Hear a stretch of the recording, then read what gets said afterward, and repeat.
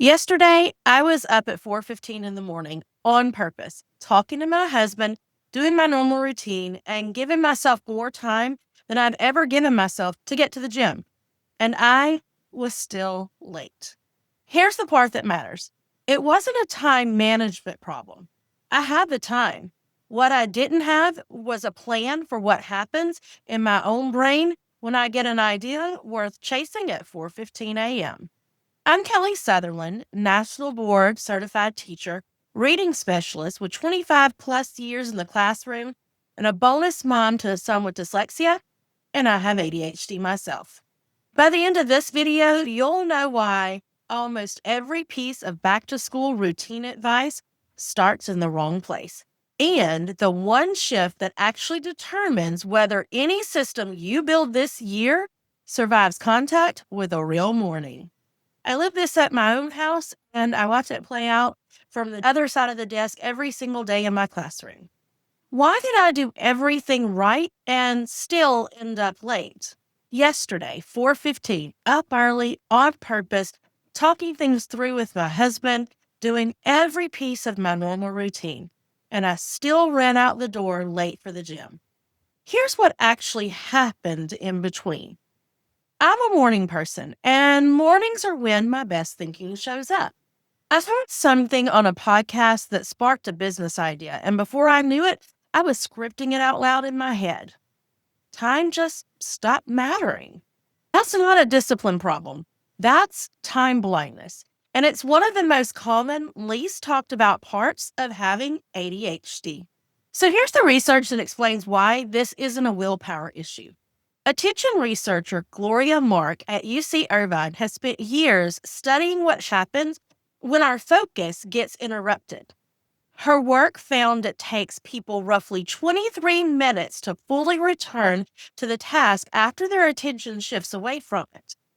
That's for a typical brain. For a brain like mine, that pull towards a new, interesting thought isn't rare. It happens daily. I didn't lose 23 minutes because I was lazy. I lost them because an idea showed up that my brain found more interesting than the clock.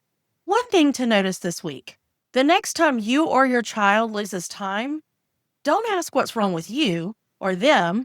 Ask what pulled focus and how far away from the plan that pull actually was. So that's what happens when my morning gets derailed. But the exact same thing could be happening with your kid.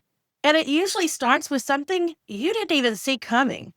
Why does one rough moment wreck the whole morning? Picture it from the other side of my classroom door. A kid gets off the bus, already upset, an argument with a sibling, a rough moment at home, something that has nothing to do with me or my lesson plan. And now I can't start class the way I wanted to because that kid is having trouble switching out of upset mode, and they can't do it just because the bell rang. I've wrestled with this exact scenario for 25 plus years, trying to start my day the way I planned it while a room full of real kids are having real mornings I didn't build a schedule around. This isn't unique to a classroom, and it isn't unique to kids. Think about the last time you got pulled off of a work task by something unexpected. Maybe it was an urgent phone call or last minute request, and then tried to jump straight back into what you were doing. It didn't work instantly, did it? And that refocus cost is real. And it's the same mechanism whether it's an adult after a phone call or a child coming off the bus after an argument. The difference is that most adults have learned just to get back to it, even though it might take a little time. But we rarely extend kids and sometimes even ourselves that same grace. One action. The next time a morning goes sideways before it even starts, name it out loud. Maybe it's a child that couldn't find their shoe, or something unexpected happened, or maybe somebody just woke up on the wrong side of the bed. Go ahead and name it. Something happened before that moment, and we need a minute before we move forward. Instead of pushing straight through the routine as if nothing happened, give it just a moment to let it breathe. You can see this play out the same way at home and at school. So a rough moment can derail anyone, kid or adult, which is exactly why the routine can't start with your kid's behavior. It has to start with yours. If this is the piece that's been missing from every routine you tried to build, I put the whole thing, the mindset, the actual systems, into a free workshop. It's called the Back to School Reset. It's free and is live on July 25th. If you're watching after July 25th, you can find the Back to School Reset in our Destination Success course. I'll leave the link in the description and show notes below. Why does it have to start with me and not my kid? I'll be honest about something I'm living through right now. I have my own wall of awful. That's ADHD coach Brendan Mahan's term for a pile of avoidance that builds up around a task you keep procrastinating about. Mine is my bedroom, bathroom, and closet. I know exactly what I'd want it to look like, but I've not made it happen. And every summer, I do a version of this in my classroom too. I have to tear down my whole classroom at the end of the year so they can get ready to do waxing during the summer. And every year, coming back on my own unpaid time before school starts to rebuild it from nothing. Even though most people never see that part. But for me, it's more than that. It's knowing that if I do that, I'm setting myself up for future success. I also want to name something most parents feel and rarely get to say out loud. The Pinterest perfect routine chart, the family that always seems to have it together, that's a highlight reel, not a documentary. Comparing your real Tuesday morning to someone else's best photo is a losing game every single time. Here's why none of this is really about the backpack station or the outfit choices. It's about whether the adult running the house can stay calm and connected when things go sideways, because they will. You cannot hand your child a regulated morning from a dysregulated space. Donna K. White, author of Decluttering at the Speed of Light, talks about this exact idea with what she calls the container concept. Your space, and honestly, your capacity, has a limit. And the goal isn't fitting in everything. It's fitting in what actually matters. That's not just true of closets. It's true of most mornings. One action. Pick one place in your space, not your kids, where you're avoiding something. You don't have to fix it this week. Just name it the way you'd want your child to name theirs. And when you inevitably have a moment where you don't stay calm, because you won't every time, that's not a sign you failed. That's something else, and it has a name. Are routines and habits the same thing? A quick distinction that changes how you think about the whole year. A routine is not a habit. A habit is something your brain does automatically without a decision. A routine is a path that gets you there, the scaffolding you need to lean on before the habit exists yet.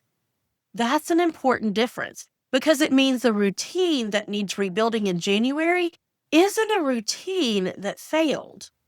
It's a routine that did its job and now needs to flex for a new season. And here's where I'll name the RSD piece. If you haven't heard of this before, this is called rejection sensitive dysphoria because it's a real part of this too. Some mornings you're going to miss the mark. You're going to snap when you meant to stay calm or take something personally that wasn't about you at all. And that hits hard and fast. That's likely rejection sensitive dysphoria if you have ADHD or if your child has ADHD. But let's be honest, we're human. We all have those moments, whether it's rejection sensitive dysphoria or not.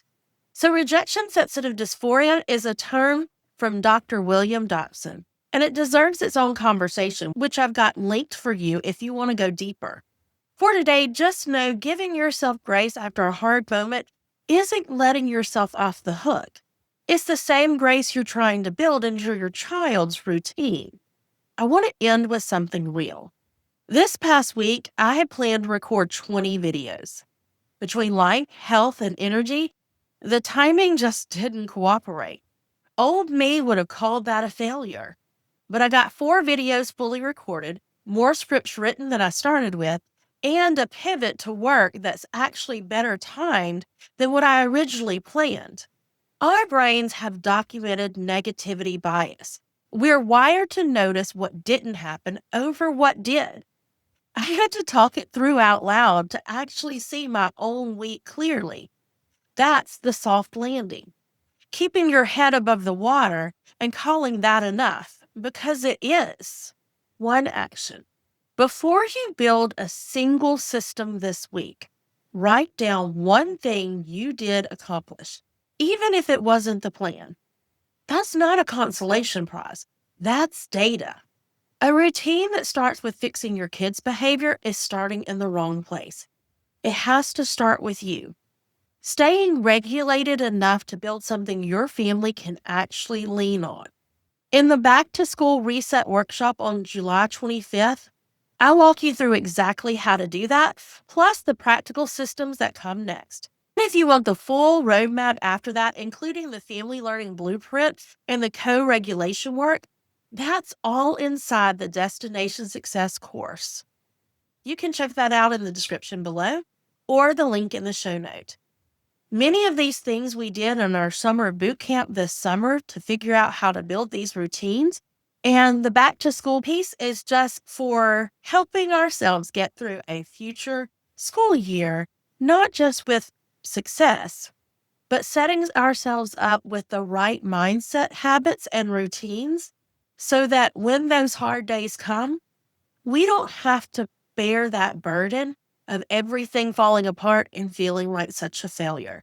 We now have a scaffold to help us learn how to get through it and to move forward with the same grace that we're going to give our children. And for me in the classroom, that's the same grace I want to give my kids in the class. Will I be perfect all the time? Absolutely not. I'm human too. But will I be at least 1, maybe even 10% better? Absolutely, because I keep working on it. And that's what you will do too with the right tools in place. If you're watching this on YouTube, make sure you like, comment, and subscribe. And then make sure you watch the next video to learn more about the systems. If you're listening to this and learning in the distracted world on the podcast version, make sure you click like and follow. And if you wouldn't mind leaving a review, that helps make it easier for us to grow and to keep putting out videos like this to help you and your family.